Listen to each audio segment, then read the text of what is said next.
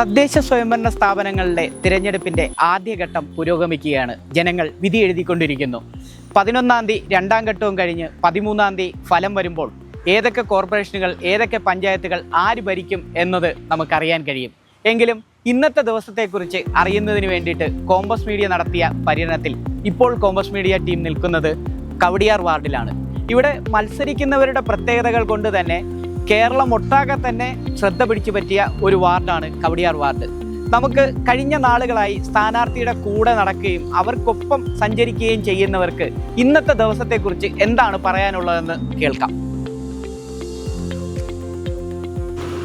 എങ്ങനെയുണ്ട് വോട്ടെടുപ്പ്? കവടിയാർ വാർഡിനെ സംബന്ധിച്ച് എങ്ങനെയാണ്?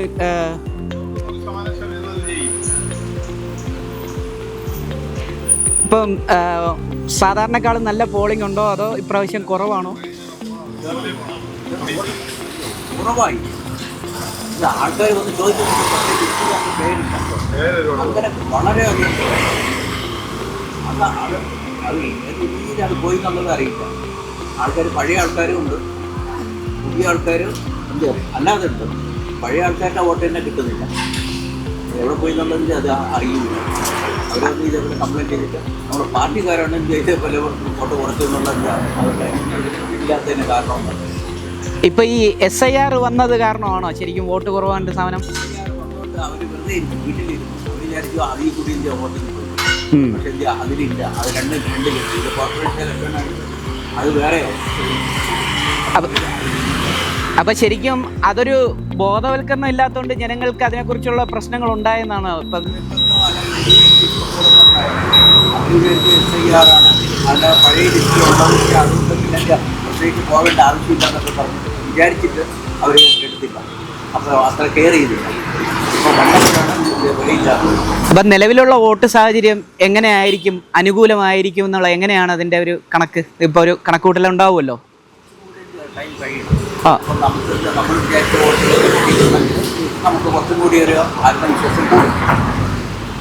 ഇവിടുത്തെ ഇതനുസരിച്ച് നമുക്ക് പൊതുവെ ജയിക്കേണ്ട ഒരു കാലാവസ്ഥയാണ്.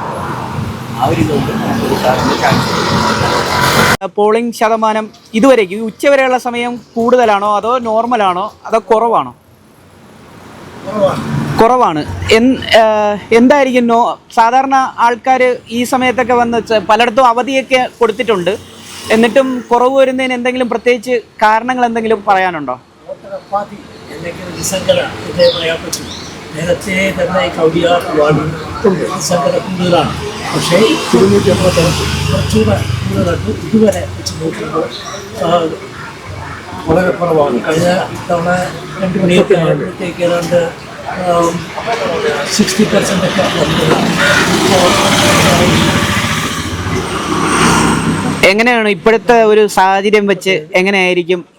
3 സ്ഥാനാർത്ഥികളുണ്ട്. 3 പേരും നല്ല